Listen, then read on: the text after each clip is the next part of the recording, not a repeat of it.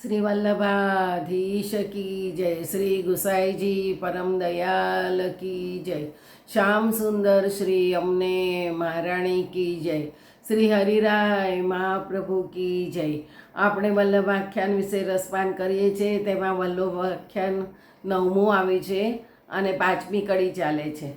શ્રી ગિરિધર નરભૂષણ ભ્રાત સકલ દુરીધાર રે રસના વક્તા વેદ શાસ્ત્ર તણા શ્રી ભામિનીજી ભરતાર રે રસના.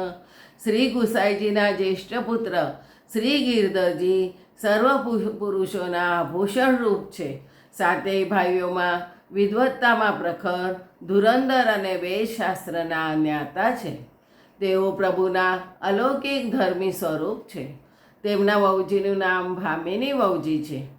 જે મનુષ્ય જીતેન્દ્રિય હોય, દયાવાન અને કૃપાળુ હોય, પરદુઃખ ભંજન હોય, સેવાપરાયણ હોય, તે જ પુરુષોના આભૂષણ રૂપ કહેવાય. શ્રી ગિરધરજી આવા સર્વગુણ સંપન્ન હતા. તેમનામાં 6 અલૌકિક ગુણ પરિપૂર્ણ હતા. આવા 6 ગુણોને ધારણ કરનાર પોતે ધર્મી સ્વરૂપ છે, માટે તેમને નરભૂષણ કહ્યા છે. તેઓ પ્રખર વિદ્વાન હતા. 4 વેદ, 18 પુરાણ, 6 શાસ્ત્રના મહાન જ્ઞાતા હતા. તેથી ગુસાઈજીએ જ્યારે વિદ્વાન મંડન ગ્રંથ રચવાનો વિચાર કર્યો ત્યારે ગિરધરજીને પૂર્વપક્ષ કરવા માટે આજ્ઞા કરી હતી. તેમનું પ્રાગટ્ય 1597 ને કારતક સુદ 12ના રોજ થયું હતું. તેમના સેવ્ય સ્વરૂપ શ્રી મથુરેશજી છે. આજે તેમનો વંશ ભૂતલ પર બિરાજે છે.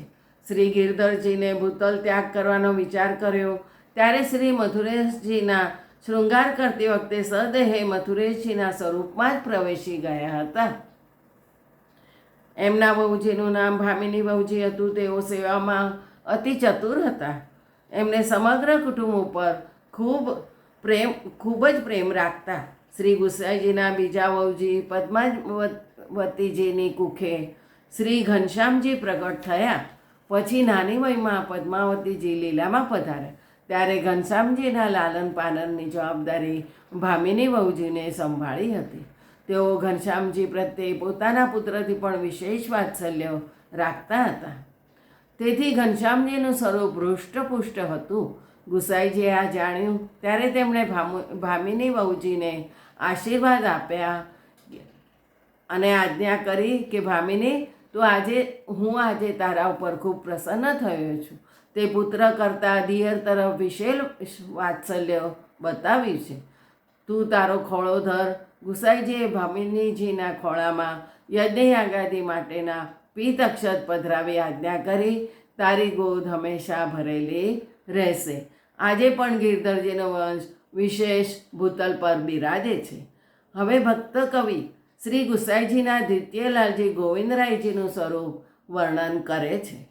શ્રી ગોવિંદજી આનંદમય ધર્મ સકલનું ધામ રે રસના શ્રી રાણીજી રંજન રૂડલા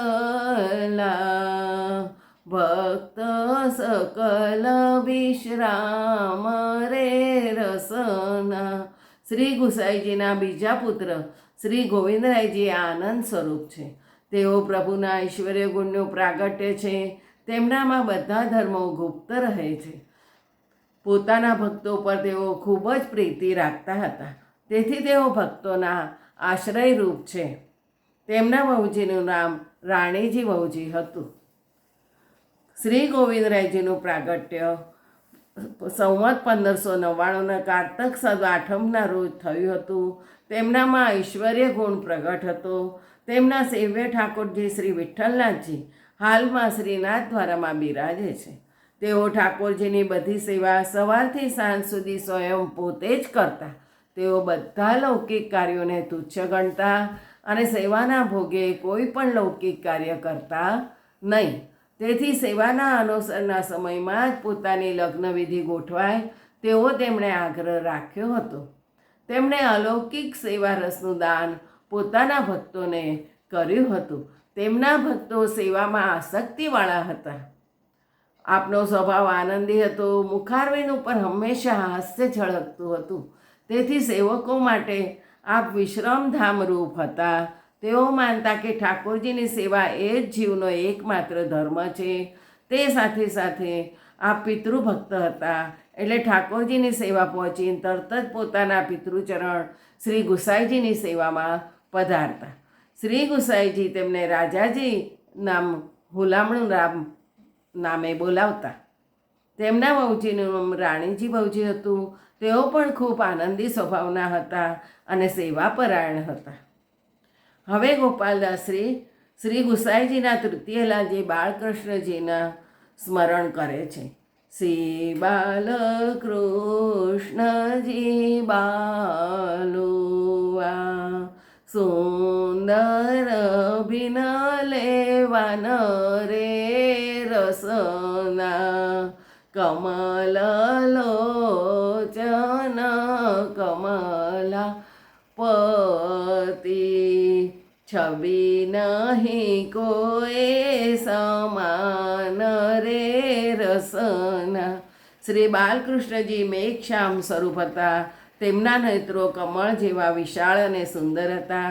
તેથી દર્શન કરતાની સાથે જ તેમના સ્વરૂપમાં આસક્તિ થઈ જતી હતી. તેમને કોઈ ઉપમા આપી શકાય તેમ નથી. તેમના વહુજીનું નામ કમળા વહુજી હતું. શ્રી બાલકૃષ્ણજી સમાન જગતમાં બીજું કોઈ સ્વરૂપવાન નથી. માટે કહ્યું કે છબી નહીં કોઈ સમાન રે રસના. તેમના દર્શન કરતાની સાથે જ જીવની તેમાં આસક્તિ થઈ જાય તેવું અદ્ભુત સૌંદર્ય હતું. તેમના નેત્રો કમળ જેવા સુંદર હતા. શ્રી ગુસાઈજીએ જ્યારે શ્રીનાથજી માટે નેત્રના અલંકાર સિદ્ધ કરાવવા માટે કારીગરને બોલાવ્યો ત્યારે આજ્ઞા કરી કે તેનો નમૂનો જોવો હોય તો અમારા ત્રીજા લાલજી શ્રી બાળકૃષ્ણલાલજીના નેત્રના દર્શન તમે કરો. બરાબર તેમ આપના નેત્ર અલંકાર શ્રીનાથજી માટે સિદ્ધ કરો. માટે શ્રીનાથજીના દર્શન કરતાં આપ સૌનું ચિત્ત ત્યાં ચોંટી જાય. સુંદર વદનમાં નેત્રની શોભા અનોખી હોય છે. તેમના વહુજી કમળા વહુજી બાળકૃષ્ણજીનું સ્વરૂપ મેઘશ્યામ અને હૃષ્ટપુષ્ટ હતું. આપ મોટા ભાગે કેસરી ધોતી ઉપરના અને નાભી પર્યંત ભારે શૃંગાર કરતા આપને 6 લાલજી હતા. તેઓ પણ એકથી અધિક સ્વરૂપવાન હતા. આપનું પ્રાગટ્ય 1606 ને ભાદરવા વદ 13ના રોજ થયું છે. આપનામાં મુખ્ય વીર્ય ગુણ પ્રગટ હતો. એક વખતે જન્માષ્ટમીના ઉત્સવે નવનીત પ્રિયાજી પાલનામાં ઝૂલતા હતા. ત્યારે આપનામાં સાક્ષાત શ્રી યશોદાજીનો આવિર્ભાવ પ્રગટ થયો. તે જ ક્ષણે માતૃભાવથી આપના સ્તનમાંથી દૂધની ધારા છૂટી અને નવનીત પ્રિયાજીના મુખમાં પ્રવેશી. આપશ્રીએ નવનીત પ્રિયાજીની પોતાની ગોદમાં પધરાવ્યા. આપશ્રીને આ આવેશ 3 દિવસ સુધી રહ્યો હતો. ત્યારે ગુસાઈજીએ આશીર્વાદ આપ્યા કે આપના વંશમાં નંદ મહોત્સવનો આવો અલૌકિક સુખ હંમેશા પ્રાપ્ત થશે. આપના સેવ્ય સ્વરૂપ દ્વારકાધીશ પ્રભુ હાલ કાકરોલીમાં બિરાજે છે. બીજું આવતીકાલે. જય જય શ્રી ગોખલેશ.